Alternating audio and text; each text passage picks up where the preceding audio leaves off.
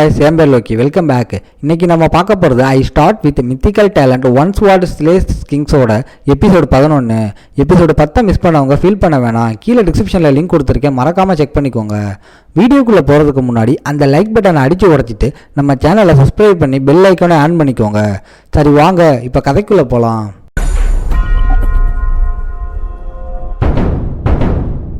எபிசோட ஸ்டார்டிங்லேயே சிஸ்டமில் நம்ம ஹீரோ இதை பார்த்து கொஞ்சம் ஆடி போயிட்டான். இந்த காப்ளின்ஸ் தங்களோட இனத்தை பிரிக்கிறதுக்காக எந்த இனத்தில் இருக்கிற ஃபீமேல் கிரியேச்சர்ஸாக இருந்தாலும் ஈவு இரக்கமே இல்லாமல் கடத்திட்டு வந்துடுமா. அது மட்டும் இல்லாமல் ஃபீமேல் காப்ளின்ஸுக்கு கர்ப்ப காலமே வெறும் 1-3 மாதம் தானான்னு சிஸ்டம் காட்டுது. இந்த குட்டி காப்ளின்ஸ் 1-2 வருஷத்தில் பெரியவங்களாகி இனப்பெருக்கத்தில் ஈடுபடுங்க. இந்த வினோதமான இன்ஃபர்மேஷனை நம்ம ஹீரோவால் நம்பவே முடியலை. அவனோட மிஷின் லொக்கேஷனை மேப்பில் பார்த்துட்டு நிஜமாவே இங்கே தானா, போன மிஷினில் ஒரு கேவ் என்ட்ரன்ஸ் இருந்துச்சுன்னு நினைக்கிறான். ஆனால் இங்கே சுற்றி வெறும் மரங்களாக தான் இருக்குது. ஒருவேளை குவாலினேட்ஸ் தப்பாக காட்டுதோன்னு நம்ம ஹீரோ குழப்பத்தில் யோசிக்கிறான். அப்போது சடன்லி ஒரு சத்தம் கேட்குது. உடனே உஷாரான நம்ம ஆள் தன்னோட ஐ ஆஃப் பர்செப்ஷன் பவரை ஆக்டிவேட் பண்ணி ஒரு சின்ன கிரியேச்சர்ஸை அங்கே பார்க்குறான். நம்ம ஹீரோ நக்கலாக சிரிச்சுக்கிட்டு, ஓஹோ இப்போதான் புரியுது இதுக்கு ஏன் ரெட் ராக் கேவ் பார்ட் 2ன்னு பேர் வச்சாங்கன்னு. பேரில் கேவ் இருக்கிறதால எல்லாரும் இதுவும் ஒரு குகையாகத்தான் இருக்கும்னு ஏமாந்துருவாங்க. ஆனால் உண்மையில் இது ஒரு சீக்ரெட்டான அண்டர் கிரவுண்ட் 10ன்னு நினைக்கிறான். அப்படியே கீழே இறங்கிக்கிட்டு என்ட்ரன்ஸை மறைக்க ஃபயர் ஸ்மோக்கை யூஸ் பண்ணுறானுங்க. செம்ம பிரில்லியண்ட்டான பசங்களா நீங்கன்னு நினைக்கிறான். கீழே வந்ததும் அலாட்டாக இருந்து இங்கே இருக்கிற ஒரு காப்ளினை காலி பண்ணாலும் போன தடவை மாதிரி மொத்த டென்னையும் அலாட் ஆகிடும்னு நம்ம ஹீரோ யோசிக்கிறான். நான் இங்கே ட்ரெஷருக்காகத்தான் வந்திருக்கேன்னு நினைக்கிறான். அப்போ ஒரு பொண்ணு தரையில் கிடக்கிறத பார்க்குறான். ஸ்மோக் ட்ராப்பில் மாட்டிக்கிட்டா போல. இந்த காப்ளின்ஸ் நிஜமாவே கதையில் சொல்கிற மாதிரி அசிங்கமானவனுங்க தானே யோசிக்கிறான். இன்னும் கொஞ்சம் முன்னாடி போகும்போது இன்னொரு பொண்ணு காப்ளின்ஸ் கிட்ட இருந்து தப்பிக்க கத்துறதை பார்க்குறான். அவள் தரையில் விழுந்து கிரியேச்சர்ஸ் மொத்தமாக அவளை சுற்றி வளைச்சிருதுங்க. நம்ம ஹீரோ இன்னும் ஒரு சேலஞ்சர் உயிரோடு இருக்கா போலன்னு நினைக்கிறான். நம்ம வந்த டைமிங் கரெக்டுன்னு யோசிக்கிறான். இப்போ காப்ளின்ஸோட கவனத்தை திசை திருப்புறா. அப்போது நம்ம ஹீரோ ட்ரெஷரை ஈஸியாக எடுத்துடலாம். அவள் காலி ஆகிறத பார்க்க கஷ்டமாக இருந்தாலும் அவள் ஸ்ட்ரென்த் இல்லாமல் பிகினர் டஞ்சனுக்கு வந்தது அவள் தப்பு தான்னு நினைக்கிறான். ஆனால் அவள் நான் இனிமேல் விளையாடலை, என்னைய காப்பாற்றுங்க, நான் பெரிய ரிவார்டு கொடுப்பேன், என்னோட சிஸ்டர் ஜங்கேங் ஃபினான்சியல் குரூப்போட வைஸ் டிரெக்டர்னு கத்துறான். அப்போ காப்ளின்ஸ் அவளை நோக்கி அட்டாக் பண்ண வருது. அவள் பயத்தில் கத்துறா. அதனால் நம்ம ஹீரோ அவனோட ஸ்வாடை கண்ட்ரோல் பண்ணி அதை தரையில் குத்தி காப்ளின்ஸோட கவனத்தை திருப்புறான். அப்புறம் மேலே குதிச்சு ஸ்வாட் கண்ட்ரோலை ஆக்டிவேட் பண்ணுறான். இந்த ஸ்வாட் உரையிலிருந்து வெளியே வந்து ஒரு பிரகாசமான வெளிச்சத்தை கொடுக்குது. நம்ம ஹீரோ பிளெண்டரிங் ஸ்லாஷ் ஆக்டிவேட் பண்ணுறான். வெளிச்சம் இன்னும் இன்க்ரீஸ் ஆகி காப்ளினை கண்ணை கூச வைக்குது. அவனுங்க ஓடும்போது நம்ம ஹீரோ காப்ளின்ஸுக்கு வெளிச்சம் ஆகாதுன்னு சொல்கிறான். பிளெண்டரிங் ஸ்லாஷ்லேருந்து வர வெளிச்சத்தை வச்சு அவங்களோட வீக்னஸை யூஸ் பண்ணிக்கலாம். நான் ஒரு காப்ளினை கூட காலி பண்ணலைன்னா ஒரு பிரச்சனையும் இல்லைன்னு நினைக்கிறான். அப்போ அந்த பொண்ணு தரையில் விழுந்து எனக்கு ஓடுறதுக்கு ஸ்ட்ரென்த் இல்லைன்னு சொல்கிறான்.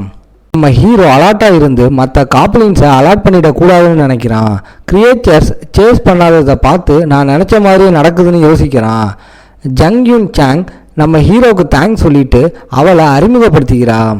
நம்ம ஹீரோ இவ வெப்பன் ஷாப்பில் காட்டின ஃபோட்டோவில் இருந்த பொண்ணு தானேன்னு நினச்சி தேங்க்ஸ் சொல்லாதீங்க, நான் சும்மா அந்த வழியாக போனேன்னு சொல்கிறான்.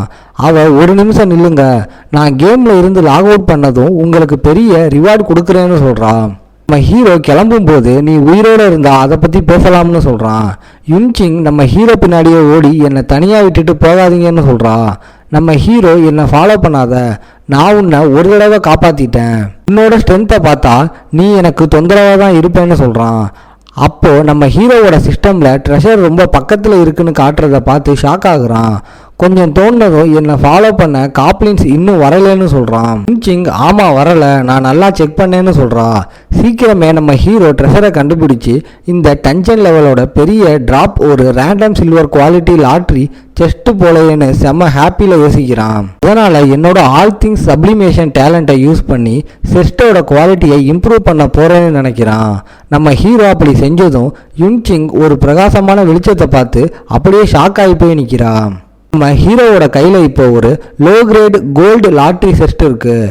நம்ம ஹீரோ லாட்ரி செஸ்ட்டில் high tier items, skill books, equipment கிடைக்க நிறைய ப்ராபபிலிட்டி இருக்குன்னு நினைக்கிறான்.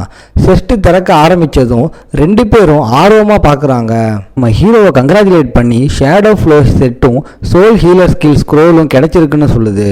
நம்ம ஹீரோ ஷாக் ஆகி ஃபஸ்ட்டு கிளாஸ் சேஞ்ச் மிஷினில் இவ்வளோ கஷ்டப்பட்டு இந்த எக்ஸ்ட்ரா ரிவார்டுக்காகத்தான் பண்ணேனா, இதுக்காகவே இவ்வளோ பண்ணேன், ஷேடோ ஃப்ளோ செட் பரவாயில்ல, ஆனால் இப்போ கிடைச்சிருக்கிற இந்த platinum grade soul healer skill ஸ்க்ரோலை வச்சு நான் என்னடா பண்ணுறது, என் கிளாஸுக்கும் இதுக்கும் சம்மந்தமே இல்லையாடான்னு புலம்புறான ஆளு.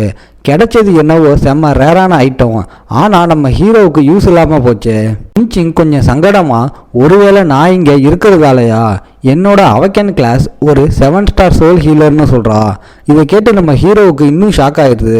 உடனே யுன்சிங் நம்ம ஹீரோவோட பார்ட்டியில் ஜாயின் ஆகிட்டா. நம்ம ஹீரோ இப்போ பார்ட்டி லீடர் ஆகிட்டான். அதுக்கப்புறம் 9 மணிக்கு டஞ்சனில் ஒரு பிளேயர் மற்றவங்களை காலி பண்ணி அவனோட ஃபஸ்ட்டு கிளாஸ் சேஞ்ச் மிஷினை முடிச்சிட்டு இருக்கான்.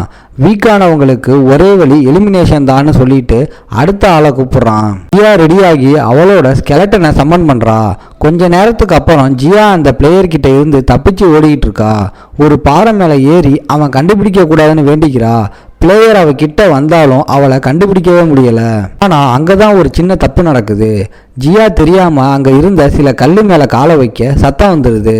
அந்த சின்ன சத்தம் அங்கே இருந்த பிளேயரோட கவனத்தை ஈர்க்க அவன் கொஞ்சம் கூட யோசிக்காமல் வெறி கொண்டு ஜியா மேலே பாயிறான். ஜியா பின்னாடி குதிச்சு அட்டாக்லேருந்து தப்பிச்சிடுறா. ஆனால் கையில் சில வெட்டுக்காயம் பட்டுருது. இந்த பிளேயர், நீ ஒரு சின்ன கோழி, என் வேட்டைக்கு இவ்வளோ நேரம் தாக்கு பிடிப்பேன்னு நான் நினைக்கல, நீ என் நேரத்தை வீணடிச்சிட்ட, அதுக்காக உன்னை பாராட்டியே ஆகணும். ஒரு பொண்ணுக்கு நிஜமாவே ஸ்கில் இருக்குன்னு இப்போதான் எனக்கு தெரியுது. பாங்சிங் அகாடமியில் எல்லாரும் குப்பையில் போலன்னு சொல்கிறான். ஜியா, உன்னோட யூனிஃபார்ம் நீ ஊஜிங் அகாடமி ஸ்டூடெண்ட்னு காட்டுது, நீ ஏன் எங்கள் ரீஜியனோட பிகினர் டஞ்சனில் அப்பாவிங்களை காலி பண்ணிக்கிட்டு இருக்கன்னு கேட்குறான். அவன் சிரிச்சுக்கிட்டே, அதுக்கு ஸ்பெஷல் காரணம்லாம் ஒன்றும் இல்லை, என்னோட லெவல் 10 ஃபஸ்ட்டு கிளாஸ் சேஞ்ச் மிஷனில் 50 பிளேயர்ஸை காலி பண்ணணும்னு டாஸ்க் வந்துச்சுன்னு சொல்கிறான். ஜியா இதை கேட்டு ஷாக் ஆகுறா.